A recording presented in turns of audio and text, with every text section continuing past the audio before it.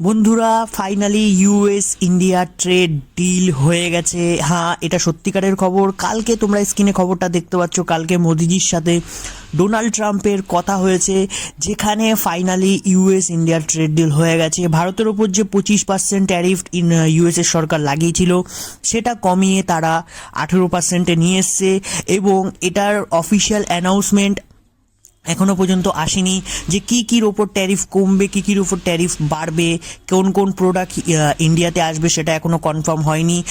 খুব শিগগিরই মনে হচ্ছে যে ডোনাল্ড ট্রাম্প আর মোদিজির একটা সাক্ষাৎ হতে চলেছে, সেখানে হয়তো এটা অ্যানাউন্সমেন্ট হবে।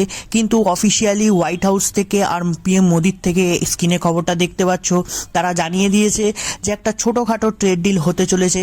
আচ্ছা, এই হঠাৎ করে ইউএসের সরকার এরম 90 ডিগ্রি অ্যাঙ্গেলে কি করে ঘুরে গেল, এবং এর পেছনে মেন কারণগুলো কি, রিজনগুলো কি, তোমাদের আমি বলতে চলেছি। তো ভিডিওটাকে স্কিপ করো না, চ্যানেলটাকে ভালো লাগলে সাবস্ক্রাইব করে দিও। প্রথমত, ইউরোপের সাথে ইন্ডিয়ার যে হিস্টোরিক ট্রেড ডিলটা হয়েছিল, তারপরেই কিন্তু ইউএসের সরকারের মনটা পুরো 90 ডিগ্রি ঘুরে যায়।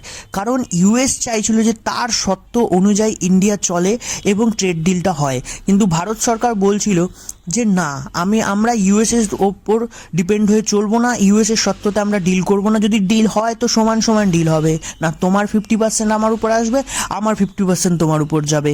ইউএস বেসিক্যালি চাইছিল যে ইউএসের যারা বড় বড় ফার্মাররা রয়েছে, তাদের যে প্রোডাক্টগুলো রয়েছে, যে সবজিগুলো রয়েছে, সেগুলো ইন্ডিয়ান মার্কেটে আসার জন্য। কিন্তু আমাদের যেহেতু ইন্ডিয়ান মার্কেটে প্রচুর পরিমাণে ফার্মাররা রয়েছে, যারা যেমন দুধ, ঘি, মাখন এগুলো তৈরি করে, উৎপাদন করে, তাদের মার্কেটটা হিউজ। তো ইউএসের কৃষিরা যদি এখানে ঢুকে পড়তো, ইউএসের প্রোডাক্টগুলো, দুধ, মাখন, ঘি, তাহলে কিন্তু আমাদের ফার্মারের অনেক ক্ষতি হতো। সেই কারণে ভারত সরকার কিন্তু এই অ্যাক্সেসটা ইউএসের সরকারকে দেয়নি। এখন ট্রেড ডিলে কি হয়েছে কি না হয়েছে সেটা এখনো আসেনি, কিন্তু এটা দেখেই বোঝা যাচ্ছে যে ডোনাল্ড ট্রাম্পের মস্তিষ্ক কিন্তু পুরোটা ইউটার্ন নিয়ে নিয়েছে। কি হচ্ছে কিছু বোঝা যাচ্ছে না, বাট একটা জিনিস আমরা পরিষ্কার স্পষ্ট হয়ে গেছে যে ইউরোপের সাথে ইন্ডিয়ার যে একটা হিস্টোরিক ট্রেড ডিল হয়েছে, এই ট্রেড ডিলটার পরেই কিন্তু ইউএসের সরকার 90 ডিগ্রি ঘুরেছে। কারণ ইউএস যখন বুঝতে পারলো যে ইন্ডিয়া কোনো কিছুতেই ঝুঁকছে না, তো ইন্ডিয়ার উপর আরও ট্যারিফ কিন্তু তারা বাড়াতো।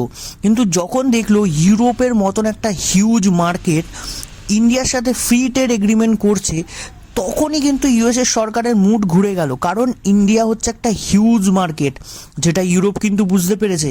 আর ইন্ডিয়ার উপর ট্যারিফ কেন দেওয়া হয়েছিল সবাই মোটামুটি জানো, যারা না জানো আমি বলে দিচ্ছি।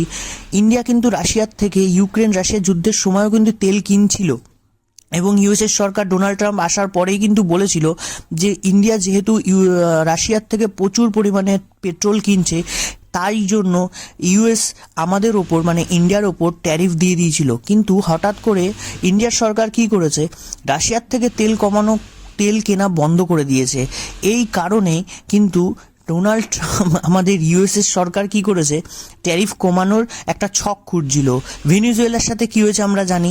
এখন কি হয়েছে, ইন্ডিয়া তার রাশিয়ার যে তেলগুলো কিনতো, সেগুলোর জিনিসগুলোকে ডাইভার্ট করে দিয়েছে। সেখান থেকে ডোনাল্ড ট্রাম্প কিছুদিন আগে ইন্টারভিউ দিয়েছে যে ভেনিজুয়েলার থেকে তেল কেনার জন্য ইন্ডিয়া চায় না তেল কিনবে। ঠিক আছে, তো মোটামুটি বোঝা যাচ্ছে যে জিওপলিটিক্যাল সিচুয়েশন কখনো যখন তখন যা খুশি হতে পারে। পাকিস্তান আর বাংলাদেশ যেভাবে উড়ছিল, সে ওড়ানিটা হঠাৎ করে বন্ধ হয়ে যাবে। কারণ পাকিস্তান আর বাংলাদেশ যে লোনে চলে, আর ইন্ডিয়া কিন্তু লোনে চলে না।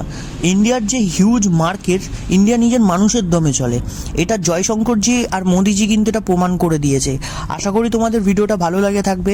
যদি ভালো লাগে থাকে চ্যানেলটাকে সাবস্ক্রাইব করে দাও। ভিডিওটা ভালো লাগলে